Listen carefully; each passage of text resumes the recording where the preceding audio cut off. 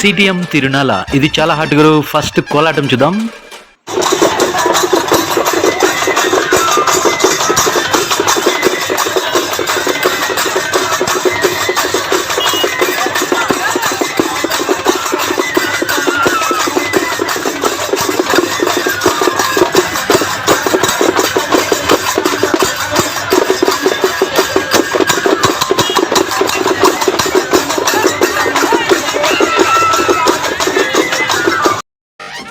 కోలాటం సూపర్గా ఉంది కదా. ఈ కోలాటం జాతర ఎక్కడ అంటే మదనపల్లి నుంచి సుమారుగా 5 కిలోమీటర్ల దూరంలో ఉన్న సిటిఎం చిన్న తిప్ప సముద్రం అనమాట.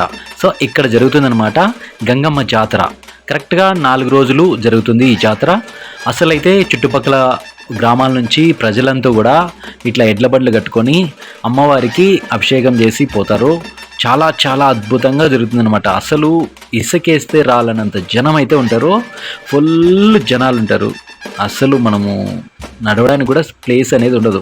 అసలు నేను వెళ్ళింది అయితే 4th డే కాబట్టి ఆల్మోస్ట్ అంతా కొంచెం క్లియర్ అయినట్టు ఉంది. సో ఇంకా బండ్లు కట్టుకొచ్చిన వాళ్ళు వాళ్ళ బండ్ల ముందర ఇలా చెక్క భజనలు కోలాట్లు వేస్తుంటారు. చూడడానికైతే భలే ఉంటుంది. అందరూ ఇలా పెద్దవాళ్ళు ఎప్పుడు ఎగరిన వాళ్ళు కూడా ఎగురుతుంటారు. చూడడానికైతే చాలా చాలా బాగుంటుంది అనమాట.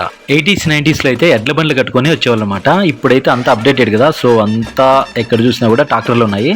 సో ట్రాక్టర్లకి బాగా అలంకరణ చేసుకొని ప్రతి ఊరి నుంచి కూడా వాళ్ళు ట్రాక్టర్లు కట్టుకొని వచ్చి అమ్మవారికి అభిషేకం చేసుకొని హ్యాపీగా వెళ్ళిపోతారు.